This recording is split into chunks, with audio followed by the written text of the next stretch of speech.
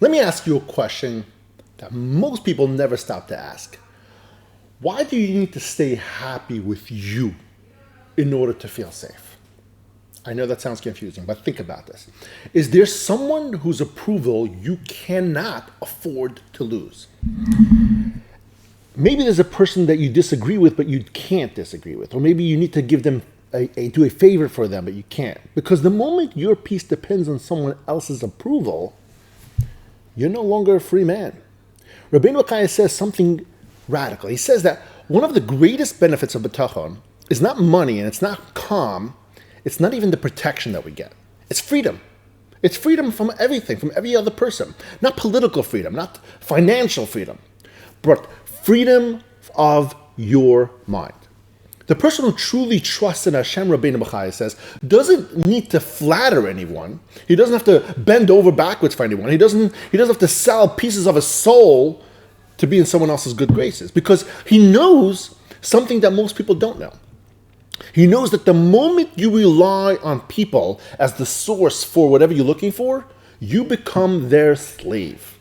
You start thinking the way they think. You start praising other people the way they praise. You start just acting the way they do.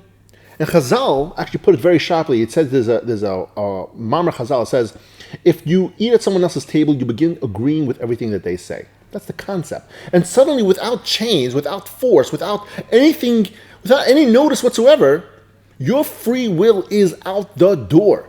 You may look independent, but inside you are owned. You're owned by everybody else around you. And Rabbeinu Bachya isn't talking about being ungrateful to people. He's not saying don't appreciate kindness of other people. Doesn't mean ignore people as a whole. He's warning us about something far more dangerous than that. Selling your independence for security. That's what you're doing. Because once gratitude turns into dependence on someone else, once appreciation turns into fear of that other person, once trust shifts from Hashem to people, you don't just lose Bitachon. You lose the most important thing. You lose yourself. And this isn't ancient history. This is not something that, heebie-jeebie. This is happening every single day in business, in society, in the culture that we live, in the way people soften their values just to stay accepted, to be part of a group, to be part of the Joneses. Rabbeinu Bachya is calling us back to something very difficult and so uncomfortable.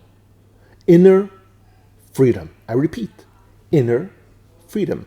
The kind that doesn't come from power, from money, or from social status, but from knowing that no human being is your source for anything. And that's what we're opening today. Not an easy level of Bitachon, not a comfortable level of Bitachon, but a level that decides whether you live as a free person with your own free will or with a mindset of a slave to another person. I'm Ravav, and this is Shiur HaBitachon.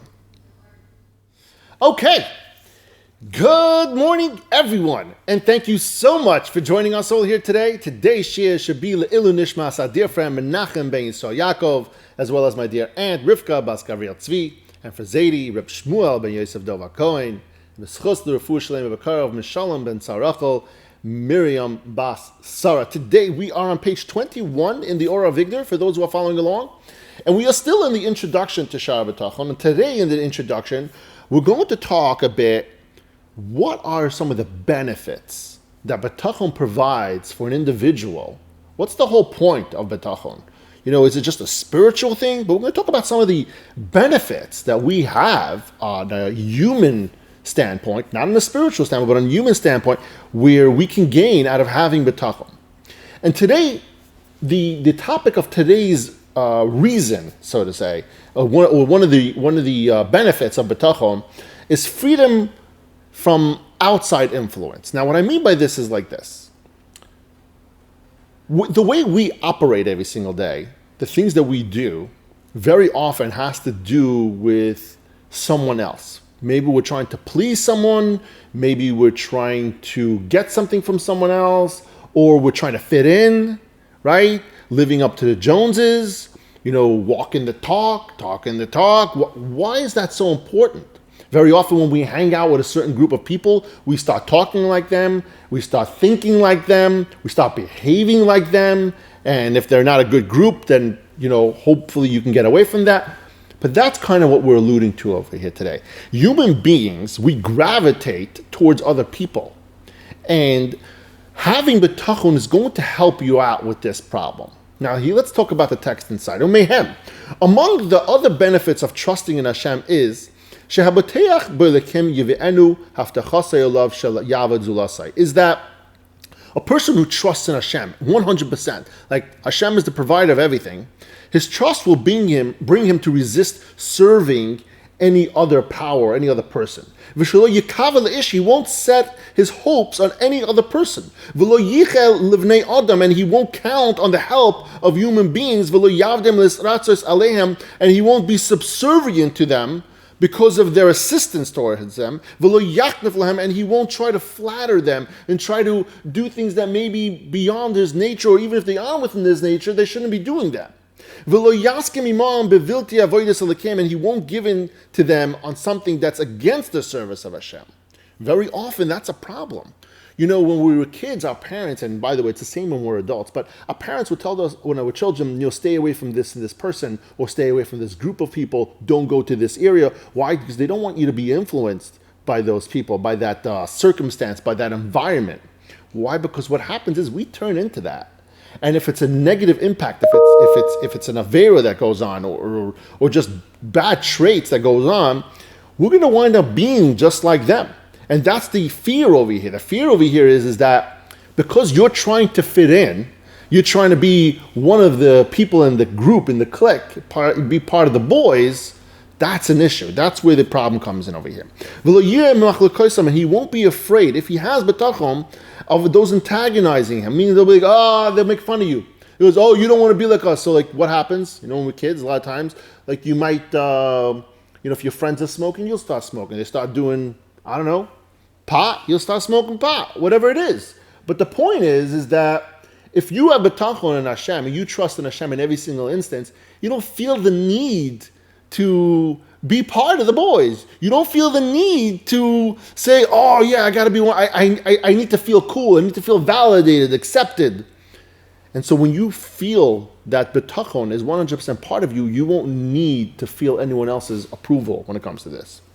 Now, the victim says that, of course, when people do you a favor, you need to show them gratitude. Because one of the parts over here is what's going to happen is, if you have full bitachon in Hashem, and which we all should have, part of it, the mindset is going to be like, well, if the person is not providing me with the source, then I don't need to be nice to you. I don't need to thank you for anything. I don't need to, everything is from Hashem. So Victim says caution here for a second. I want you to understand, we live in a world, in a physical world, right? And although bitachon is a big part of it, we trust in the process. We're going back to this. People are still involved.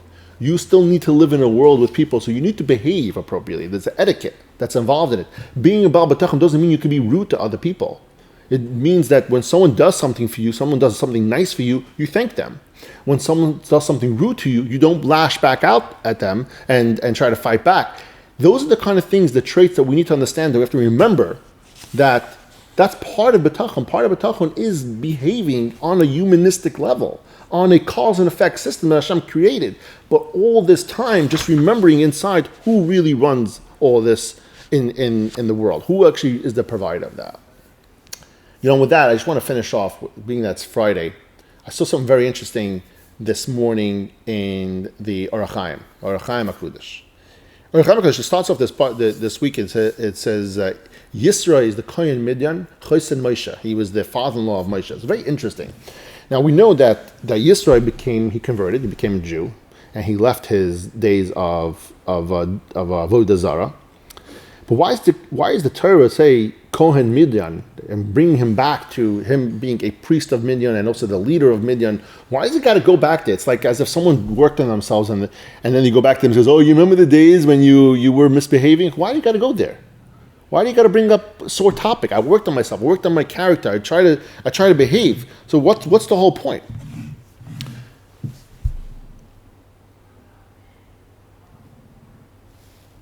What's his name? What's the name of this African? Why am I drawing a blank? The book, the Orach Chaim. Wow. Orach Chaim explains there's two reasons. First of all, he wants to explain And why does it say Chosam Moshe? Chosam Moshe is the part. It says right after is the father of Moshe. When a person, and it's very apropos for this topic where we're talking about in Shiur Bitachon, when a person is a certain level in society, right? Kohen Midian, Yisro was like the top. He was the leader in Midian. Everyone looked up to him. His social status was at the very, very top of it.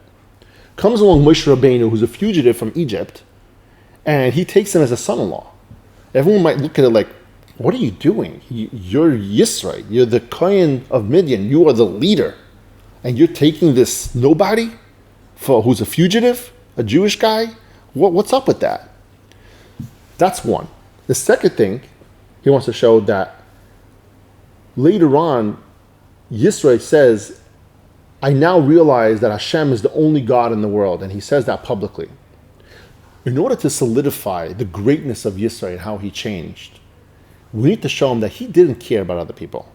He, in his being the leader of erodes, of Midian, he still takes Moshe Rabbeinu, Chosam Moshe, he takes him as a son-in-law, he's his father-in-law, to show that even though he was at the upper echelon of society, he is still taking Moshe Rabbeinu as a son-in-law. Even though he's Kohen Midian, he's the leader. And second of all, he was also the high priest. He was the one who promoted Avodah Zarah. But later on, he comes in, he shows the world, he says, no, I realized that Hashem is the only one. So in order to show you how, if a regular guy comes to you and says, oh yeah, if someone converts to Judaism, it's a beautiful thing. He says, oh, I realize that Hashem is the only one out there. It's beautiful. But when it comes from a person who is at the top of the world and promoting Avodah Zarah, and he later on goes, retracts that and he says, no, Hashem is the only one, it's so much more important. It holds so much more weight in that manner. And so therefore Hashem says, Yisro, Kohen Midian, to solidify, to show us how important those two parts are, not to bring up old parts of him, a sore topic. No, to promote him, to show how much he's changed, how good of a person he is. Thank you, everyone, for joining us all here today. Have a wonderful, a beautiful Shabbos, and as always, I love you all.